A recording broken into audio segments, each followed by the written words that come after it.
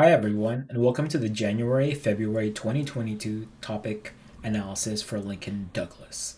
My name is Joseph, and I'll be giving you the lecture for this topic for myldcoach.com. For more videos, don't forget to like, subscribe, and go check out the other things that are available on the YouTube channel. So the topic for the next couple of months is going to be resolved. The appropriation of outer space by private entities is unjust. Simple, yet a lot of things going on, and we'll go deeper into it as this slide goes. So when I first looked at the topic, there are a couple of things that really stood out to me. Right, the idea of private control versus public control of space is going to be paramount and is going to be in most of the debates that you all are going to be having. The second thing is the idea of what laws control what can and cannot be done in outer space. And just to give you all a heads up, that is the Outer Space Treaty. That is an international law within the UN that was signed during the Cold War. Right. And this treaty is what has governed what can and cannot be done in outer space since then. That being said, just because it was signed doesn't mean everyone is always going to get along with what that treaty is going to be restricting you. So there are definitely examples in the status quo and in history where there have been a lot of bending when it comes to the Outer Space Treaty. This also gets into just who should be able to go into outer space. Should nations be able to regulate what private individuals and private entities do, and why they should be able to do so? Right. The specific wording of this topic also creates a world where you all can debate about some things that I don't think you should get into, and I'll cover that later. And finally, philosophy debate is here, but not as good as, say, the November-December topic. So I would hold up most philosophies except for like basic Kant and libertarianism for another topic. So let's get into the definition straight away because that's all what we're going to be looking at. Appropriation, defined by Cambridge Dictionary, is the act of taking something for your own use, usually without permission, right? And so why is permission important? Is going to be a question that a lot of negatives should probably ask affirmatives, right? And who gets to determine whether or not that permission is like granted or not granted, right? Does the US get to give permission for a private entity in a different country when it goes into outer space, or is it covered by the UN?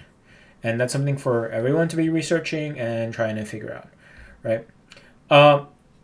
Because of the word appropriation is seen in social media and popular media and the news as being usually negatively connotated, it's going to be a little bit harder for negatives to say why like appropriation is a good thing, unless you can change how you say it into like, instead of appropriation, you would be like, is space colonization or space mining in a form of appropriation? If it is it justified, right? And that's the way to get around the negative connotation centered around, say, appropriation. Also, just like defining it in a way that doesn't require like the part about usually without permission, and the definitions can definitely help you all out, right? And also, sometimes we don't need to do the actions that the affirmative is defending. Would be a reason as to why appropriation should not matter in this debate, might be a reason why a negative may beat an affirmative in this rank, right? Outer space. This, I think, is probably the worst word to come out of this topic, in my personal opinion, because literally anything and everything that is not on Earth and its atmosphere can be considered outer space. But because outer space is technically the universe, the Earth is part of that, right? And so you're going to have some people create debates centered around Earth. Because you're in trad debate, I suggest you don't do so, because you're going to be confusing not only your opponents, but also your judges. And unless you have someone who is open to these sort of arguments that are going to be judging you, I would clear. Uh, stay clear of it. The literature going into research with this topic is always about like, okay, why would a private company or a private entity go into outer space and do any sort of actions into outer space, right? The realm of outer space opens you up to like exploration, asteroid farming, satellites, space tourism, and many other sort of like ideas as to why private companies versus say public companies or public entities should have control over whatnot, right? The third word, or I guess set of words, is private entities. And Cornell law makes a sort of like blanket statement as to what it is. So this is any person or private group, org, proprietorship, partnership, trust, cooperative, corporation, or nonprofit, including an office, employee, or agent, uh, as the people that can do the action of the affirmative or who we will defend and also attack within this topic, right? I.e., Elon Musk is a private entity, right? SpaceX is a private entity. The idea of cooperation and cooperative also doesn't mean it just limits it to private corporations. This could also mean that a private entity can be a cooperative of one private corporation as well as a government working in tandem, right? Because the private part is still there, but cooperation with a government existing does not take out the idea of private. So this opens up a lot of like avenues for debaters to explore as to what is going to be occurring within the debate as to what our private actor is going to be doing, right? And then unjust. This basically brings us all back into justice, which will be a major value for this round. And the key questions that you're going to be asking yourself when you're doing your research and you're doing the debate is, what does it mean for an action to be unjust? Why would mining an asteroid by a private entity be unjust? What is the consequence of the private entity doing whatever it is that they're doing in outer space hurt people, right? Is what the private entity is doing versus the public entity going to change how quality and equality and freedom work, right? What is it about the action that private entities are doing in the status quo or want to do in the status quo or may want to do or even have thought of could be a problem, right? Whoever gets the best access to which side is being unjust probably wins the round. If the affirmative wins, that private entities in outer space centered around space tourism is a form of unjust expression because not everyone can get access to it, so it is bad for equality. Hey, that's an affirmative, right? If the negative wins, no, space tourism is good because it gives people who have not had the opportunity to ever live out their dreams the ability to live their dreams. To restrict that would be unjust to them, might also be a negative argument. It's all up to you all on how you interpret the word unjust when it comes to private entities doing things in outer space. So, what is it that the resolution is trying to ask us for the next couple of months? Well, we're trying to figure out the cost of outer space appropriation by private entities. and things that are just things we have not covered before in the history of mankind, right? We have never landed on Mars. That could be, something that private entities and private corporations want to do, right? And we'll look around as to whether or not that is good for humanity in general, whether it violates the OST, etc., etc., right?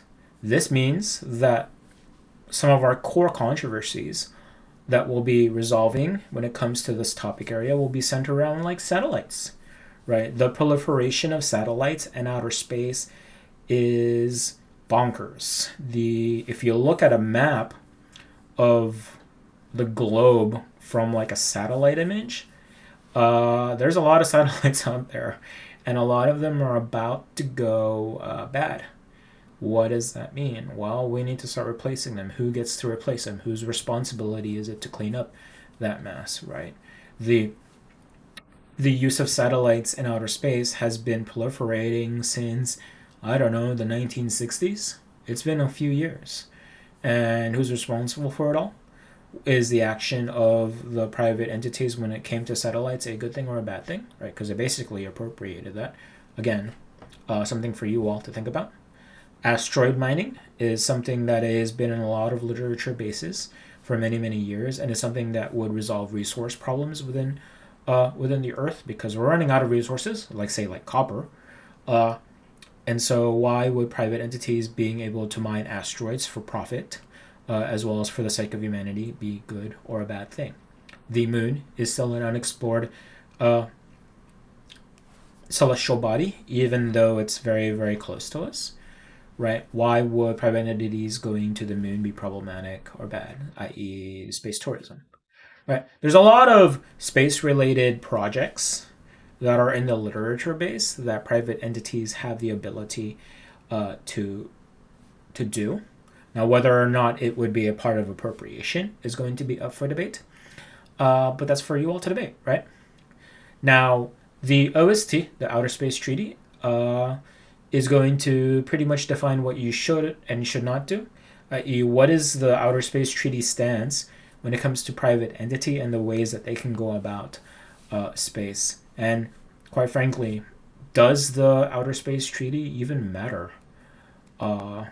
in this topic, right? Because sometimes you don't need international law.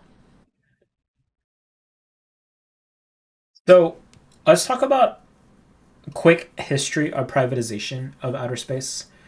I think Cold War was the beginning of the space race when the USSR sent the first satellite into space, and then the US followed shortly after, and then they started escalating projects into outer space, right? Basically, the Cold War got us into outer space. Now, while the governments of both the United States of America and the USSR were in this race, the addition of private corporations was not a part of it until 1962, when Telstar 1 was launched in July 10th, which was, I think, a cooperative between NASA and AT&T. Yes, that AT&T, the one that we're still using for our cell phones, that AT&T, right? With the purpose of testing whether or not information sharing by satellites was feasible. Once that test was verifiable, the outer space was game on, right? In 1962 as well, the US passed the Communications Satellite Act, which opened the door for private entities to cooperate and develop what would usher in the modern communication era, where we would launch a ton of satellites, right, into space and begin privatization of outer space. That being said, right, that does not mean, right, that there is always going to be like a boundary between private and public, because as of like a few days ago, right, NASA awarded 3 companies $400 million to replace the International Space Station. Well, at least start replacing the International Space Station by a very specific deadline, right? And so the cooperative between government agencies and private entities certainly exists. Now, why would that be a bad thing? Can be a debate to be had, right? i.e., private entities going out to replace the space or International Space Station would be good. And then the neg would be like, no, the space station should be scrapped, right? And you all can have a debate about that. Pretty cool. So the underlying international agreement, as I've said before, is going to be the Outer Space Treaty of 1966, which was made in the middle of the Cold War to avoid any sort of spillover of the Cold War into outer space. Because the last thing we wanted during that era was for nukes to kick in to outer space, because that would have been really, really interesting in sort of like a war situation, right? There are a few takeaways that I got from the reading of the Outer Space Treaty, right? And it's basically like a very nice way of saying we should all get along with each other and treat the playground as an equal playground for all of us, because it is something that we should enjoy as like a group together, right? Which sort of ignores a lot of macro political situations that goes on when it comes to sovereignty owning anything anywhere, especially say in outer space, especially since we started Space Force a few years back, right?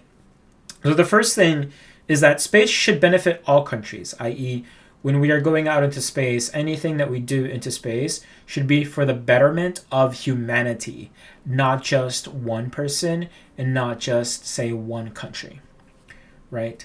The second is that space cannot be appropriated by a sovereign in any way. This was to like preempt, a country claiming the moon. This was to preempt a country from claiming Mars. This was to preempt a country from saying, this asteroid is my asteroid, you can't have it, and if you dare try to have my asteroid, I am going to go to war with you. Right? This prevents sovereigns from appropriating. But the OST is very, very ambiguous when it comes to private entities into what they can and cannot appropriate. That being said, there are some like other measure in the OSC that sort of like limit because of what the message of the Outer Space Treaty wants to do, i.e., space should be free to explore by all states, whether or not that is state as in sovereign nation, states as well as like private entities, is up for debate. But being the word free means you probably don't want to impede a nation from going to Mars if they want to go to Mars and another nation is already there, right? The fourth part, I think, is the really, really interesting part as to why private entities going out into space might be unjust, because a state is going to be responsible for the actions of their nation or citizens, i.e., if a corporation from the US does something bad in outer space, it would be the US that would feel the repercussions from the international community, and not just the private company that did the bad thing in outer space, right? And the fifth one, I think, is sort of interesting for a lot of like satellite-based debates about minimizing harms towards space, right? Because there's a lot of pollution in outer space right now because of our satellites. We should probably resolve it, right? So the value debate. This I think is pretty cool in terms of like LD for this topic. There's quite a few that I was brainstorming prior to this lecture. The first one is morality. This is something that is in every topic. It's whether or not something is right or wrong. How we evaluate whether or not an action is moral is up to different value criterions. The next one, justice. We are right now in the middle of a justice debate with the workers topic, but because this topic also contains the word unjust, this means that we're going to have justice again, right? Duty, because this is outer space and there are certain like obligations as a race when it comes to how we treat outer space. Duty can definitely be a value, i.e., how should we treat outer space as a private entity or not a private entity. Freedom. Should we limit what people can and cannot do in outer space? Right? Quality of life. Are there things in outer space that private entities can do that governments can't that would increase our quality of life? And life, i.e., biological existence, is definitely a value that we can have that can be tied into, say, like consequentialism, right? Autonomy. Autonomy is also something that we can have because it is important to be able to talk about freedom and being able to be in a non coercive environment in terms of what we can and cannot do as a people. Right. Value criterion, I think I wanted to minimize this one because, not going to lie, most debates are going to revolve around consequentialism and utilitarianism, i.e., pleasure and pain, body counts, cost benefit analysis as to whether or not an action is good or not. I think is going to be the main value criterion for this topic because most literature supports it. There are there are going to be definitely value criterions in terms of like creating equality when we deal with like justice, right? Because it is in this topic, justice means also freedom, right? Libertarianism also means freedom and lack of coercion, right? Kant also dictates freedom and lack of coercion, etc., etc., etc. Minimizing structural oppression can also be a value criterion for the affirmative or negative, depending on what sort of affirmative or negative that they want to run. I think this will be a much more fun debate on the value debate versus the value criterion debate, but whatever. It's a topic. Let's just have some fun, right? Now, when it comes to sort of like what affirmatives we may and may not want to run, I think I think the first three are going to be the most popular, i.e., space satellites, and why private entities going out into the upper atmosphere and into outer space to proliferate it with space satellites is probably a bad thing, right? Because if those space satellites collide with one another, you get debris and you get falling debris, right? I think it was a couple years back when China tested to see what would happen if it collided a satellite with each other. And that was technically a violation of the OST. Was there a consequence? Not really. But what happens when multiple satellites come crashing down, right, is definitely an affirmative that we can have. Mars colonization is something that's been in the back burner of a lot of governments and scientists and a lot of science fiction writers in the past years. And there are definitely, good and bad about like Mars colonization, right? The third one is asteroid farming. That is definitely a feasible technological move that we can have as a society right now. The question becomes, should private entities be able to own those sort of like mining operations instead of just like, you know, being a shared resource, right? And then something that is occurring right now, which is I think is pretty cool, but also sparks of why space tourism is very well, not everyone can do space tourism because the cost is so exorbitant, right? Why space tourism is problematic because how much environmental waste is used every time someone wants to go into space gets exacerbated with space tourism is going to be a thing, right? An affirmative ground will also deal with international law violations based on any of those actions. And finally, I think one that some people are overlooking is energy production, right? Because we are in the midst of a renewable era shift and trying to steer away from like coal and big oil because it's getting very expensive and it's decimating the earth. Well, we need to find another way to get energy. And there are some cool technologies about energy production through the sun, as well as other sources that may be possible for a private entity. That may be a bad thing, right? Negative ground will definitely deal with why being able to go into outer space and appropriate things by a private entity is a good thing. Why restricting that would be a violation of freedom and autonomy, right? Why the same things that we talked about on the affirmative might be a good thing when it comes to private entities doing it, right?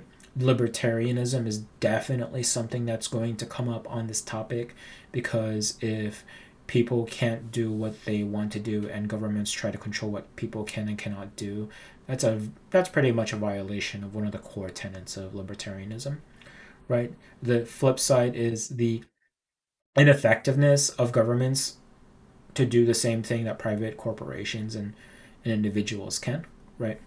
And the fact that, the OST just limits what governments can do, because it was made in an era where it was trying to limit what the Soviet Union and what the United States federal government was trying to do when it came to the Cold War, right? And then why is just like sovereign control of like outer space worse than private control of outer space? Is, I think, a cool negative ground. And then just general, you can just say space appropriation is bad, and why you shouldn't, like, say, exploit resources and all that stuff, right? Final thoughts for this topic, especially for like debaters that are going to be debating on this topic. Uh, get good at dealing with the cost and the benefits of the actions that the affirmative and negative may want to do. Most AFs should probably deal with consequentialism. Some negs will definitely be libertarianism. So have an idea of what libertarianism says, and Kant definitely negates this topic. So have an idea of what Kant would, well, not Kant because he never went into outer space, but authors that affirm Kant would like to say. Right, how one interprets the OST in this round and a violation and what that violation can constitute is going to be a important part of this topic. So get good about what the international law covers for January, February. And there's not a lot of international laws, right? Because there's not a lot of things that can go into outer space right now. There are only a few countries that can feasibly go into outer space without any difficulties. There are only a few corporations that can just like go into outer space in the first place, right? And I think the last 2 points is very, very important. Remember, none of us are experts on this topic, right? None of us are astronomers, none of us are astronauts, none of us work at NASA, etc. Most of your judges are not going to know very much about the topic. Don't overcomplicate it during this topic. Make the concepts that you're trying to explain be connectable to your judge, right? Try to make it in a way that they can visualize what is going on in the round so that it's easier to get their ballots. And please, please, please, please, please don't debate about the earth and about why appropriation, I say the core of the earth is a bad thing and that fits into outer space. We don't want to have those debates. I don't want to judge those debates. I don't think parents want to judge those debates. I don't think coaches want to be judging those debates. So please don't do it. That being said, this concludes this video. If you'd like to learn more about the progressive side of this topic, a different topic analysis will be out very soon. If you'd like to watch more videos by my LD coach, check out the YouTube channel. And thank you again. See you all later.